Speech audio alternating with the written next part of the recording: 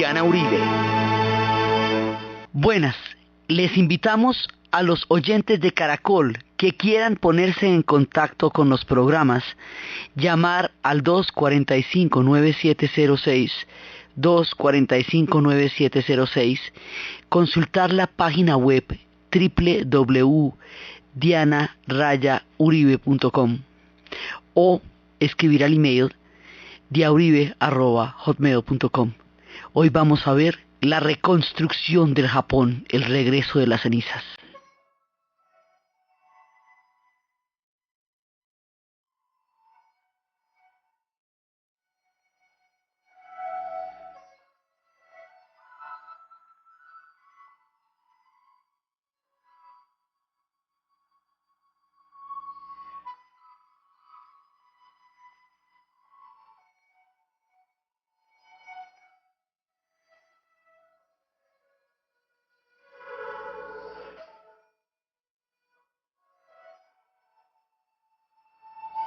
Japón, al otro día por la mañana, después de la bomba atómica, el problema era levantarse por la mañana.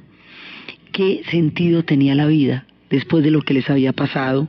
Habíamos visto la rendición, habíamos visto cómo el Tenno les había dicho que tenían que soportar lo insoportable, habíamos visto lo que significaba para el pueblo japonés rendirse, cómo el Tenno les ordenó vivir. A diferencia de Hitler, que invitaba y exigía que el pueblo alemán muriera con él, el Tenno ordenó al pueblo japonés vivir y de esa manera salir adelante.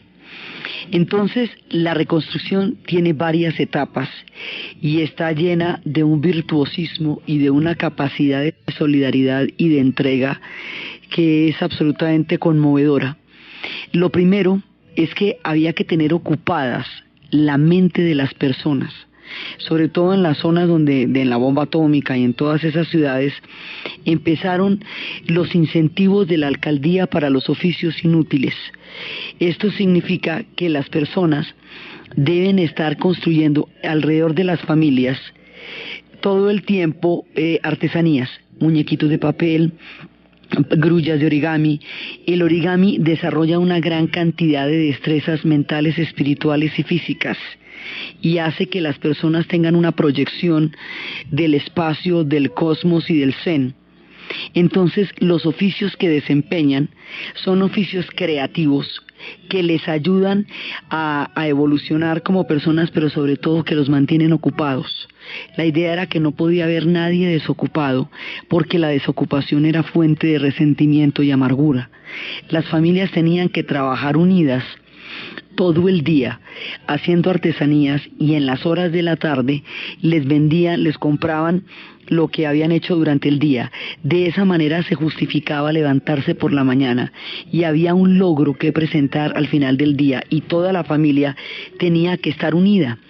Es muy importante la manera como ellos van a afianzar los lazos, porque eso es lo que les va a dar la ventaja histórica. En un momento dado, cuando la situación estaba tan terrible, el Tenno se dirige a su pueblo a través de la radio, el emperador, el que habíamos visto que era el emperador Dios, y dice: el primer paso para la reconstrucción de la patria consiste en establecer una sana vida pública y en especial en proveer de suficientes alimentos al pueblo. Los campesinos trabajan para aumentar la cantidad de sus productos superando el embargo técnico y tolerando momentos penosos. No obstante, la situación alimentaria atraviesa por problemas sin precedentes, lo que más me entristece profundamente. Por supuesto, el gobierno debe administrar la manera adecuada, pero al mismo tiempo el pueblo debe superar esta crisis ayudándose y compartiendo lo poco que tengan con la conciencia de que son compatriotas. Lamento tener que exigirlo de vosotros, que estáis sufriendo el dolor de haber sido vencidos. Pero si no lo superamos, resultará en vano nuestro esfuerzo de reconstruir el país y de reconstruir el desarrollo de otros pueblos. Les suplico que viváis como miembros de la familia Estado, hermoso, tradicional, y lograréis la reconstrucción del país. Así le dice el Tenno a su pueblo, que se unan en un tejido social. El secreto en Japón, como el secreto en Alemania, es la solidaridad, los lazos profundos entre todas las familias para salir adelante. La reconstrucción de Japón tiene varias etapas. La primera etapa es la invasión de los Estados Unidos. Japón va a quedar ocupado durante 7 años. Ocupado quiere decir ocupado. Todas las decisiones que se vayan a tomar en Japón las van a tomar los Estados Unidos. Las van a tomar de una manera total y definitiva porque ese pedazo de la guerra le correspondió a los Estados Unidos. A diferencia de Alemania, que estaba repartida entre 4 potencias, Japón está solamente en manos de los Estados Unidos. Los Estados Unidos tienen un plan que consiste en desmilitarizar al Japón. Y para eso hay que democratizarlo. Hay que cambiar una serie de instituciones. Lo primero que van a hacer, ellos, digamos, el carácter de la autoridad del Tenno no se cuestiona. Pero entonces vamos a pasar de un carácter divino del emperador a un carácter político, a un carácter simbólico, constitucional. Vamos a pasar de un emperador dios, como los gobernantes egipcios, como los faraones, a un emperador constitucional, que se convierta en un símbolo para su pueblo, pero no en una figura divina, sino en un símbolo para su pueblo. Entonces, digamos, para atribuirle un carácter político, ¿cuáles son las bases, digamos, del modelo occidental de Estado? En el modelo occidental de Estado tiene que haber una separación entre lo religioso y lo político. Entonces el emperador en el modelo occidental de los estados no puede ser un dios. Por eso se separa el carácter divino del carácter político. Eso hace que el emperador pase a ser una figura constitucional y que forme parte importantísima del Japón, pero que no vaya a ser él un dios. Tiene todo su carácter, digamos, todo el respeto que implica.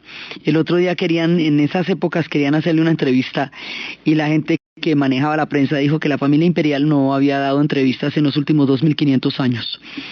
Es la misma familia imperial la que ha estado en el trono del Tenno desde los tiempos de Isamani, Isagani y Susanoo y todos aquellos dioses de los cuales desciende la familia del emperador. Entonces aquí va a haber un cambio en el carácter político del emperador primero que todo, sin quitarle la dignidad ni mucho menos, pero separando lo religioso de lo gubernamental. La otra cosa es que como Japón se modernizó desde arriba, se había modernizado a través de grandes monopolios, de grandes trusts, que era lo que habían hecho en la época en que la dinastía Meiji empezó la modernización de Japón después del arribo del Comodoro Perry. Ahora, la idea era que había que democratizar las empresas. Entonces todas esas empresas que eran monopolios estatales, ahora se van a convertir en empresas que se van a poder, digamos, popularizar. La popularización de las empresas, el quiebre de los grandes monopolios, va a ser una oportunidad muy grande de integración en el futuro inmediato de todos los japoneses, porque antes eran pools grandes, ahora se van a poder dividir en un montón de empresas que le van a permitir a la gente un acceso mucho más abierto a la reconstrucción del Japón. Entonces se democratiza la empresa. La otra cosa que van a democratizar es la tierra. La mayoría de los campesinos que integraron los ejércitos de Japón por el mundo eran campesinos sin tierra y sin oportunidades. Entonces el proceso de una profunda reforma agraria es indispensable para que el campesinado tenga tierra, y al tener tierra se erosionen las bases que le habían dado fuerza al proyecto militar japonés. Entonces va a haber reforma agraria. Por supuesto, la reforma agraria es tan importante como delicada en el Japón, porque no hay tierras, ellos no disponen de superficie habitable, así que cada centímetro de tierra que hay en el Japón es indispensable y hay que repartirlo de la manera más eficiente y más justa para todos. Entonces se hizo una reforma agraria. Digamos, eso fue lo que hicieron los norteamericanos en términos de reformas interiores para garantizar la democratización de Japón. Pero los norteamericanos no estaban interesados en reactivar la industria japonesa, porque a diferencia, ellos con los alemanes no tenían una bronca específica, porque los norteamericanos no habían sufrido ni la ocupación de los alemanes, ni la humillación de los alemanes, de los nazis. Todo eso que le tocó a los europeos, los norteamericanos no lo conocieron en carne propia. Tenían contra los alemanes el horror, digamos, contra los nazis el horror de los campos, pero no había una bronca directa. entre los norteamericanos y los alemanes, sí la había entre los norteamericanos y los japoneses. Los norteamericanos odiaban y despreciaban a los japoneses, porque con ellos era que se han enfrentado. ¿Cómo era que hasta en los monitos Popeye peleaba contra ellos, hasta el Pato Donald? Entonces, esa bronca que sí existe de los norteamericanos contra los japoneses se va a traducir en que les van a dar una cantidad de comida, sí, pero no les van a dar condiciones para reactivar su industria en un principio. O sea, no tienen más interés en el resurgimiento y en la reconstrucción de Japón de lo que la Unión Soviética hubiera podido tener en el surgimiento o en la reconstrucción de Alemania. Simplemente les dan comida, pero al darles comida de esa manera, como caridad, y al tener los japoneses que hacer colas gigantescas para tener acceso a los alimentos, eso es humillante. Y también había una idea de humillarlos. Entonces los japoneses, en las condiciones de invasión, en las condiciones de ocupación, siendo juzgados también por aquellos que los están ocupando, van a empezar su proceso de reconstrucción interior. Y este proceso de reconstrucción interior es interesantísimo, porque es el surgimiento de la fuerza del espíritu de un pueblo que se ha visto arrojado al borde del abismo. Después la coyuntura internacional los va a ayudar mucho, pero en un principio, durante los años de ocupación, es el surgimiento del heroísmo interior en los tiempos más difíciles que va a sacar del corazón de las tinieblas.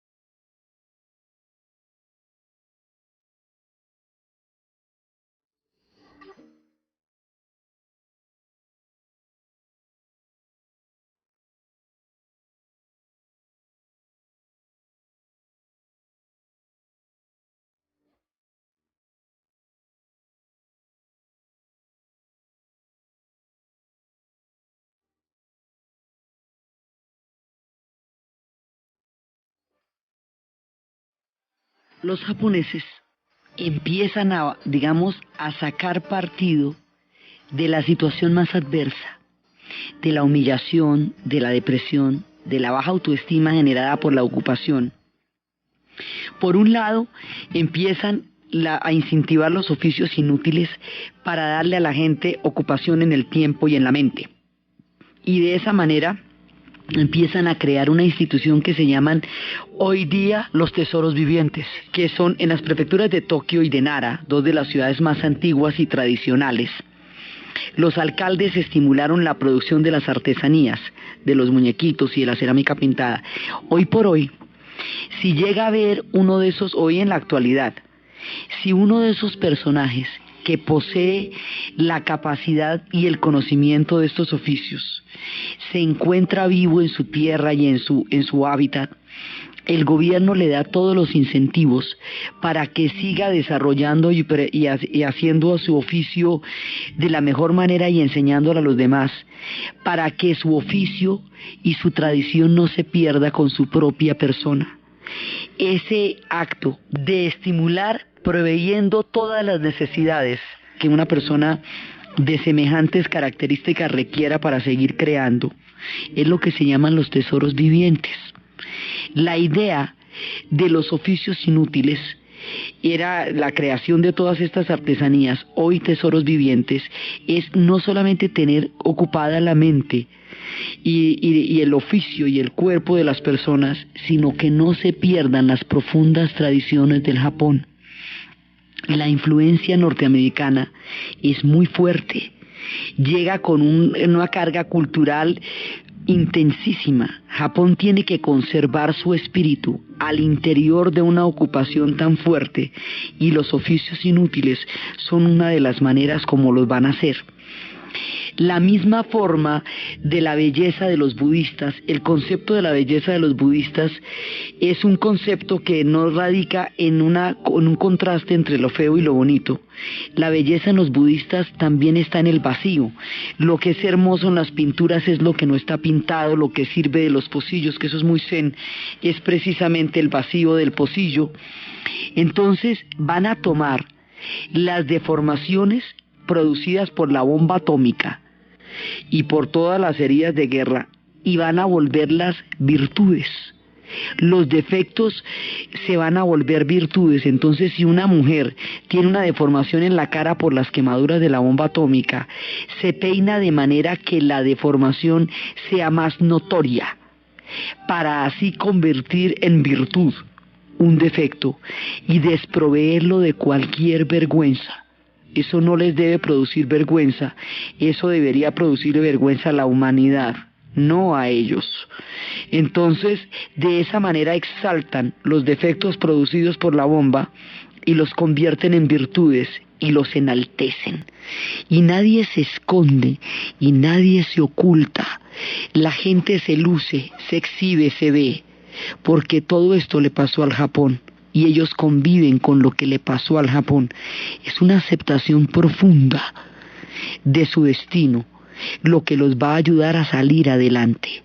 Entonces empiezan todos estos espíritus sutiles, toda esa reconstrucción interior de un tejido profundo, toda esa formidabilidad especial, toda esa importancia del espacio vacío, de la cavidad vacía, la importancia de la música está en los silencios. Ellos empiezan a echar mano de lo profundo de su cultura, el respeto absoluto por la palabra del otro, el respeto absoluto por la propiedad del otro. La palabra es sagrada, la familia se une y al trabajar una con otra todo el día están creando lazos que en el futuro, cuando cambien las condiciones, les van a permitir una reactivación absolutamente impresionante. Entonces empiezan poco a poco. Son años muy duros porque dicen que los niños no sonreían, porque durante mucho tiempo no habían visto a nadie sonreír. Y la risa también se imita. Entonces no había nada chistoso que estuviera pasando en esa época.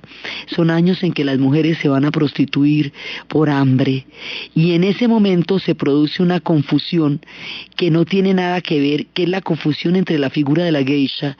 Nosotros habíamos hablado de la geisha cuando hablábamos del Japón del periodo Edo, del Japón de la era de las islas flotantes, de esas culturas que durante los años del aislamiento del Japón, durante los 3 siglos en que Japón se aisló, fue cuando se produjo el florecimiento de su cultura, del teatro kabuki, de la vida nocturna, de las islas flotantes, de las geishas de Kioto, y habíamos visto cómo las geishas eran acompañantes de los hombres de poder, acompañantes en la poesía, en la danza, en la música, en el alimento, en la sutileza. También tenían un rol sexual, pero el rol sexual era parte de un conjunto aún mayor.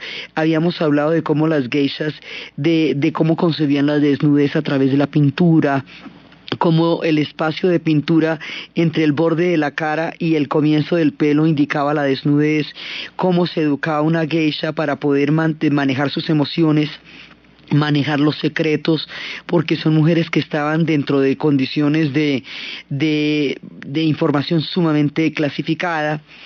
Estas geishas, que son una institución tan antigua en el Japón, que son parte, digamos, del espectro de ese mundo que se formó en la era de las islas flotantes. Estas mujeres que tenían todo este acervo de alcurnia y tradición, cuando llegue la invasión, muchas mujeres se van a prostituir y van a utilizar algunos de los símbolos o de los atuendos de las geishas, y los norteamericanos, por no tener ninguna institución equivalente, paralela o siquiera comparable dentro de la sociedad norteamericana, que es una sociedad de origen puritano, de origen protestante, consideran que las geishas son prostitutas. Las geishas no son prostitutas y difícilmente en Occidente existen parámetros para comprender la diferencia. porque además, como muchas mujeres se vieron obligadas a prostituirse por los años de hambre en el Japón frente a los ejércitos norteamericanos, se estableció un equívoco fatal entre una antigua tradición que remonta a los tiempos del espíritu de las islas flotantes, con una situación de hambre y una incomprensión cultural por falta de paralelos o de equivalentes entre la institución de la geisha y lo que puede ser cualquier otra forma de compañía femenina en el espectro del mundo occidental. En ese momento la situación es muy difícil para todo el mundo. Van a llegar una cantidad de ejércitos, vienen todos los hombres que estaban en ese momento en los ejércitos de tierra en el Asia, ¿se acuerda? Pues al haber perdido la guerra y al haber sido desalojados de allá, entonces todos estos hombres, son 7 millones de hombres que regresan de todos los ejércitos del Asia y que tienen que ser integrados al Japón. Y tienen que ser integrados mediante los oficios inútiles, tienen que ser integrados a las familias, tienen que ser integrados a la sociedad. Son ejércitos de ocupación que ahora no son sino gente muriendo de hambre en el Japón como todos los demás. Entonces hay que buscarle un lugar a cada uno, buscarle un oficio, un lugar, un sentido y una dignificación de la vida. Es la base de la reconstrucción, y eso es un proceso interior japonés. Los norteamericanos dan una serie de parámetros institucionales, pero el proceso es japonés. Los que se reconstruyen son los japoneses y empiezan a integrarse y a establecer estos profundos tejidos sociales, y empiezan a adaptarse y a ser capaces de comprender el cambio, y empiezan a ver, el cambio es terrible. Por ejemplo, cuando llegan, hay una película con Robert Mitchum que se llama Operación Yakuza, y es cuando llega uno de los soldados. Robert Mitchum se ha casado con una mujer japonesa y ha salvado la familia. Habíamos visto cómo los japoneses tienen un sentido que se llama el guri, un sentido profundo de responsabilidad. Usted tiene una deuda de responsabilidad, de compromiso y de deber, que por un lado derivada del confucianismo, que es ancestral porque de todas maneras la influencia china es muy fuerte en la historia del Japón, y por otro lado deriva de un espíritu japonés de responsabilidades y de deberes. Entonces en esta película, como el tipo es un yakuza y los yakuzas se cortan el dedo meñique para mostrar el cumplimiento de una responsabilidad, hace eso frente a Robert Mitchum porque le salvó la mujer y le salvó la familia. Entonces el sentido de responsabilidad de los japoneses es uno de los factores más importantes de la reconstrucción, porque todos están ligados los unos a los otros por profundos lazos de tener que ocuparse de los otros, de sentir responsabilidad de los unos por los otros. El espíritu colectivo, también dicen, si el individuo está bien, la familia estará bien. Si la familia está bien, el Estado estará bien y la sociedad estará bien. Así era como decía Confucio. Pero son estos lazos, son este preocuparse los unos por los otros, no ser indiferente a nadie, ante la miseria de nadie, lo que deriva entre los profundos secretos de reconstrucción. Entonces, poco a poco, ellos van a empezar a crear, a partir de la institución de las familias como tejidos, y a partir de los trabajos de las familias unidas, van a empezar a reconstruir lentamente el mundo industrial del Japón. Y van a empezar a reconstruirlo poquito a poquito, porque como hemos visto, los norteamericanos no tienen ningún interés particular en reactivar la industria japonesa. Los japoneses han renunciado voluntariamente no solamente a la guerra, sino a los ejércitos. El pueblo de los samuráis, el pueblo de las tradiciones guerreras más ancestrales, el pueblo que ha tenido toda una tradición de artes marciales, renuncia voluntariamente al derecho de crear ejércitos, y en la constitución japonesa renuncian a los ejércitos y renuncian a la guerra, porque como motivo de reflexión profundo, los japoneses llegan a la conclusión de que la guerra fue una equivocación fatal que los llevó a un horror. ¿Se acuerda que habíamos dicho en la época en que se estaba firmando la rendición, que de pronto uno de ellos vio al pequeño y pobre Japón habiendo desafiado al mundo en una guerra demencial, y que cómo se han metido en semejante lío, que cómo estaban firmando esa rendición en el Missouri, cómo habían invadido todo el Asia, cómo era que habían hecho semejante locura? La época de la posguerra los lleva a una reflexión, y en esa reflexión ellos dicen: nosotros no podemos lanzarnos de esa manera contra el mundo, no lo vamos a hacer más. Nos costó la destrucción del país y terminamos con 2 bombas atómicas. Así que este error no lo volvemos a cometer, y cambian su paradigma. Y son capaces de cambiar el paradigma guerrero, el paradigma militarista, por un paradigma de trabajo, por un paradigma de solidaridad en términos de la construcción de un nuevo Japón. Esos cambios de paradigma son indispensables en los procesos de reconstrucción de pueblos que han superado conflictos aterradores, y son el secreto para poderlos superar. Van cambiando los corazones. Entonces esta gente se va poco a poco, van a empezar a crear empresas, y van a cambiar en el futuro las espadas por los portafolios, y van a empezar a crear clanes alrededor de las empresas. Y ya los clanes no van a ser los clanes guerreros del loto o del crisantemo de la época de los samuráis. Ahora los clanes van a empezar a ser corporaciones. Poco a poco las industrias van a empezar a reactivarse a partir de la laboriosidad y del trabajo de los japoneses.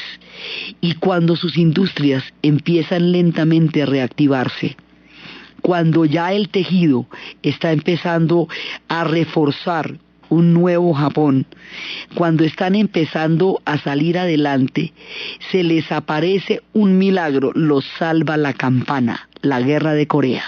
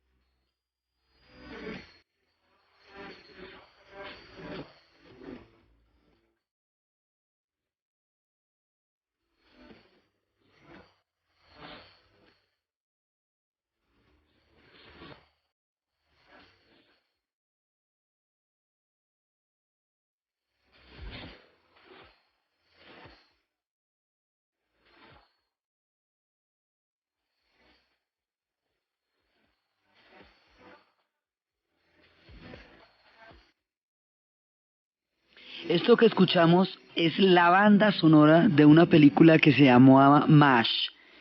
La película se haría en el 71 como una crítica de las más corrosivas y brutales a la guerra del Vietnam, pero la película se ambientaba en la guerra de Corea.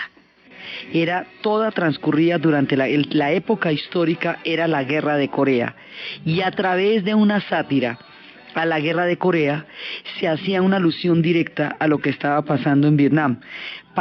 Empezó siendo una película de Robert Altman y luego se convirtió en una serie que daría, digamos, como un parámetro de lo que serían los movimientos de protesta contra este tipo de guerras. El asunto es que la guerra de Corea y la perspectiva de la Guerra Fría en el Japón va a cambiar toda la correlación de fuerzas, porque en ese instante Japón deja de ser un país ocupado para convertirse en un país aliado. La revolución china ha estallado, Mao ha llegado al poder y la China se ha vuelto comunista. El sudeste asiático está en un proceso de descolonización. Los vietnamitas están expulsando a los franceses, que habían retomado de nuevo la Indochina después del retiro de las tropas japonesas, que estaban todas allá tratando de reintegrarse al nuevo Japón. Entonces había una coyuntura tan compleja que el único país en el Asia con quienes los Estados Unidos podían contar para poder abastecer a los ejércitos que iban a pelear en Corea era Japón. Entonces Japón pasa de ser un país ocupado porque en los Estados Unidos se están sintiendo, digamos, como toda esa dominación, para convertirse en un aliado estratégico. Al darse esta coyuntura, este viraje, a Japón le condonan la deuda, no lo ponen a pagar indemnizaciones por guerra, a diferencia de Alemania, que sí pagó indemnizaciones, que no le perdonaron una y que no le rebajaron nada. Lo que pasa es que no fue tan oneroso como en la primera, pero Alemania pagó nada, le regalaron a los alemanes. A los japoneses les van a condonar la deuda. Entonces, si usted sin deuda y sin indemnizaciones, bueno, pues ya más fácil, ¿cierto? Porque entonces ya trabajamos es aquí para nosotros. En ese momento, cuando ya empieza a darse este cambio de coyuntura, se necesitan todas las manufacturas que los japoneses puedan producir para abastecer a los soldados en el frente, no con material bélico. El material bélico lo ponen los gringos, no, con todo lo demás, con todo lo que puede producir un pueblo, con manufacturas, con toda la industria que está ahí nomás, ahí al ladito de Corea.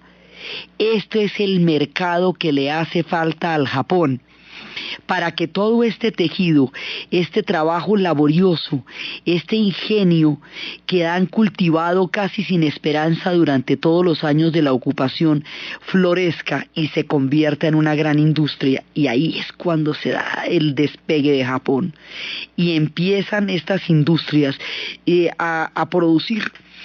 Y los japoneses, ellos son grandes imitadores. Los japoneses todo lo copian, lo mejoran, lo hacen más eficiente, más barato y más productivo. Alguna vez habíamos contado la historia del norteamericano que llegó con un radio y un radio de transistor a que un japonés se lo arreglara. El japonés jamás había visto un radio sin cable, se lo arregló, salió con el radio como un rapero, caminando por las calles a todo volumen, y a los 4 meses Japón estaba lleno de transistores. Japón es capaz de copiar toda la tecnología norteamericana y los norteamericanos son el sector punta de la tecnología mundial, lo último en guarachas. Entonces lo que los japoneses copian es la cresta de la ola y copian la cresta de la ola para mejorarla. Y tienen la industria y tienen la coyuntura económica para los mercados, que es la guerra de Corea, y eso es lo que hace que todo ese trabajo invisible y profundo se traduzca en un éxito como el que van a tener los japoneses. Entonces ellos tienen en su propia cultura una cantidad de elementos que los hacen capaces de aprovechar las oportunidades. Uno de los elementos más fundamentales que hace la diferencia en el proceso de reconstrucción del Japón es el budismo. Como el budismo practica el desapego a las emociones, a las pasiones, a todo aquello que se convierta en lastres para el alma, en el budismo el odio como actitud no tiene sentido. Ellos van a seguir adelante, van a dejar atrás los odios, porque para poder imitar a los americanos, para poder aprovechar su ventaja tecnológica, para poder copiar sus productos y mejorarlos, tienen que no estarlos odiando. Si los estuvieran odiando, no podrían mirar sus ventajas. Son capaces de ver que los Estados Unidos en ese momento son el sector más avanzado del planeta en términos de tecnología y que ese conocimiento lo necesitan ellos y que tienen la oportunidad de adquirirlo por una vía terrible que es la invasión, pero igual tienen la oportunidad de adquirirlo. Entonces lo que ellos hacen es dejar de lado los odios, en lugar de concentrarse, porque es que muchos otros pueblos se quedaron en el odio, se quedaron en el dolor, se quedaron en la ira, en la bronca, y eso hace que la proyección de una sociedad futura se vea siempre empañada por una mancha de odio permanente que se pasa de una generación a otra. Los japoneses, por el desapego del budismo, no entran en el universo del odio y del resentimiento, sino en una practicidad espiritual de, bueno, todo bien. O sea, ya estamos en estas, ya entrados en gastos, vamos es para adelante y no echamos para atrás. Por eso decían que cuando la reconstrucción de Tokio, decían Tokio también era una ciudad muy bella, Tokio era una maravilla, Tokio era Edo. Si la hubiéramos reconstruido como era, habría quedado igual de bonita, pero siempre la miraríamos pensando que era una ciudad reconstruida, que una vez había sido bombardeada con fósforo, con madera, con todo papel, con todo, y que la habían desbaratado. Hicieron una ciudad completamente nueva, completamente distinta, futurista, como del siglo XXV, echaron fue pa'lante, proyectándose en el futuro, mirando lo que tenían adelante, dejando los odios atrás. Dejar los odios atrás fue la clave para poder absorber toda clase de influencias, transformarlas y darse a sí mismos la oportunidad de tener el milagro de recuperación que tuvieron. Esa es la diferencia y la particularidad en la cultura y en la interpretación del budismo japonés, que les abrió las puertas al progreso y a la asimilación de las influencias, más allá del odio y del resentimiento. Eso y la miniatura.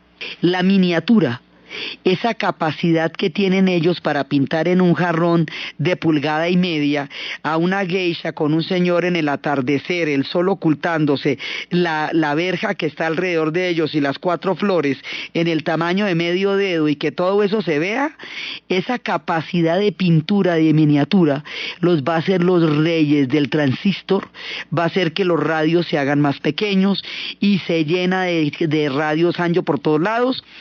Más adelante, cuando venga la era del microchip, esa misma capacidad de miniatura los va a hacer ejemplares en toda esa industria. Las niñas que trabajarán en la industria del microchip serán las chicas que tienen entre 13 y 18 años, que es cuando las yemas de sus dedos son más sensibles y pueden manejar con mayor habilidad el material del microchip.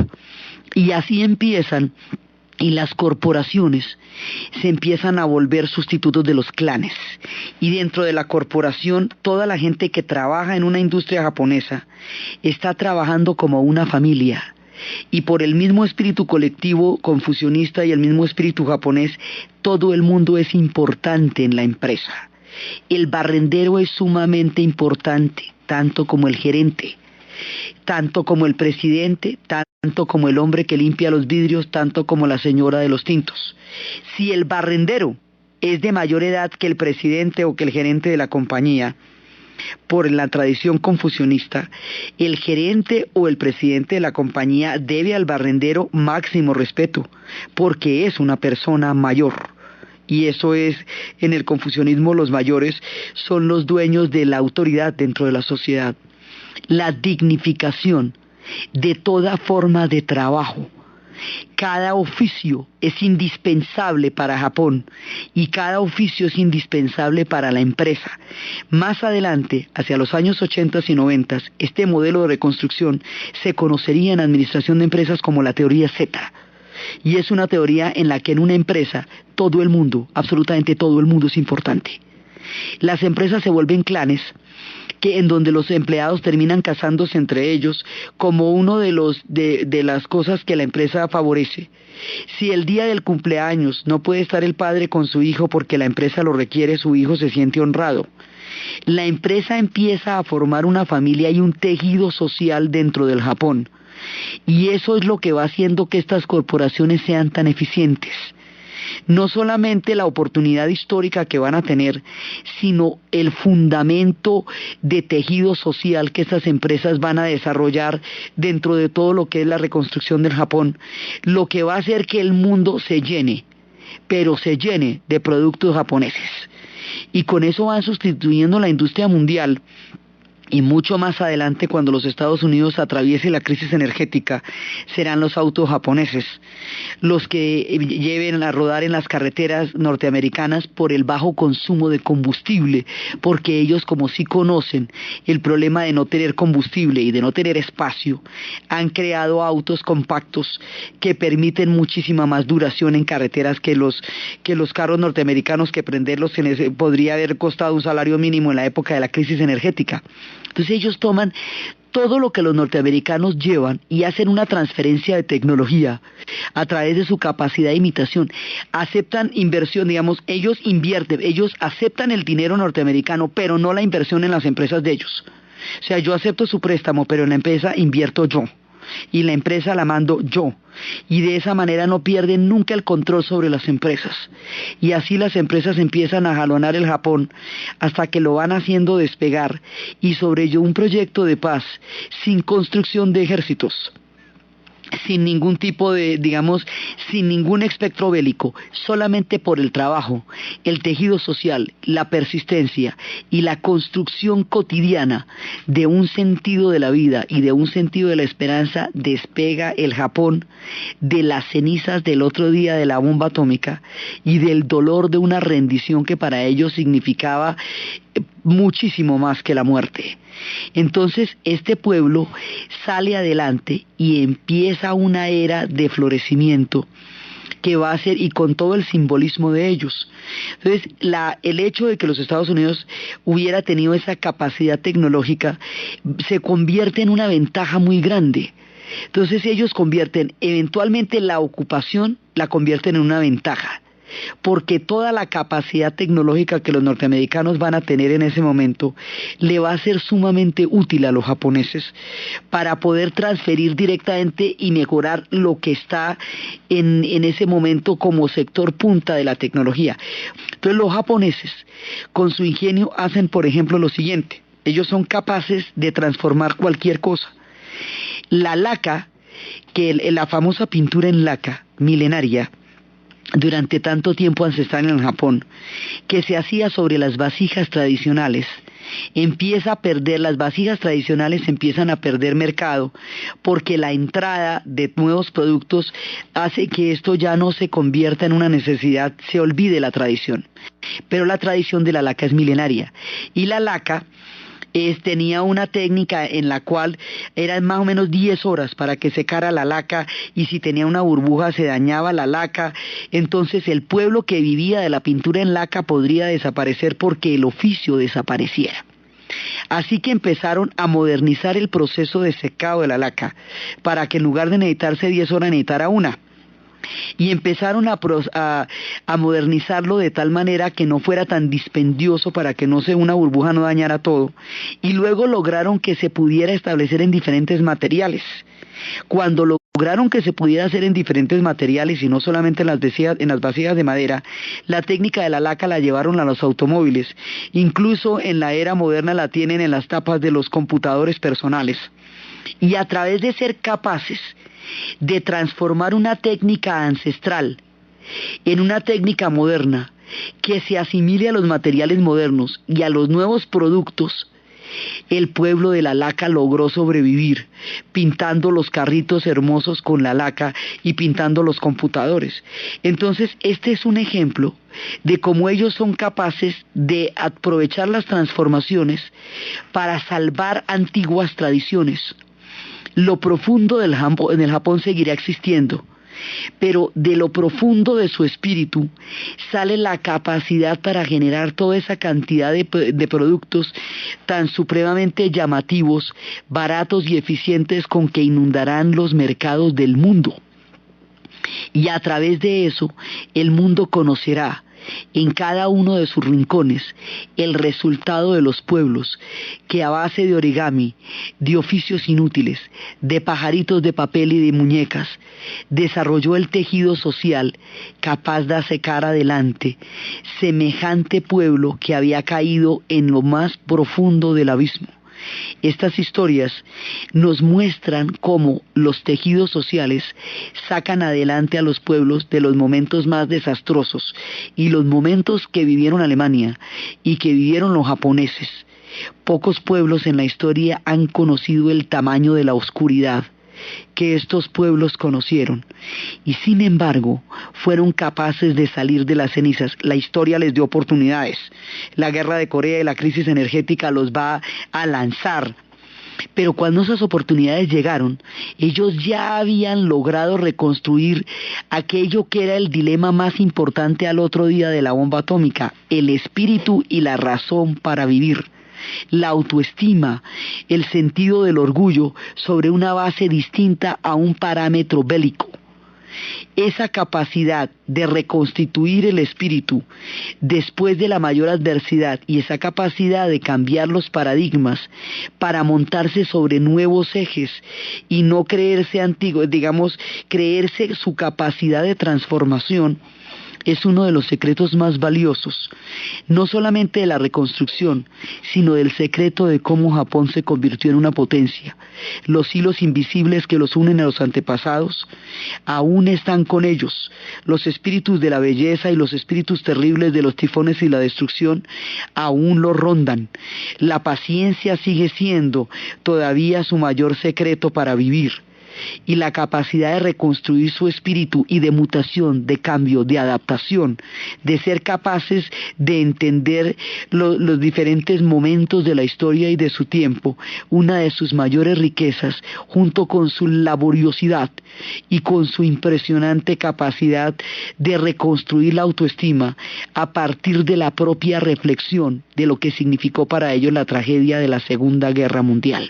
El proceso de surgimiento del Japón moderno es lo que vamos a ver en el siguiente programa.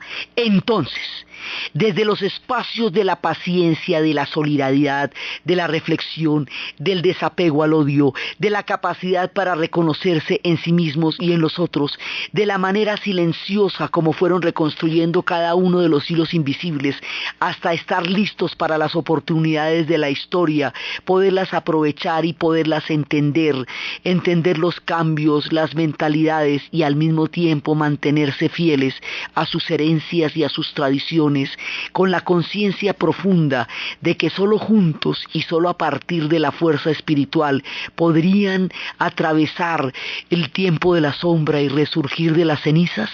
En la narración, Diana Uribe; en la producción, Yesid Rodríguez; y para ustedes, feliz fin de semana.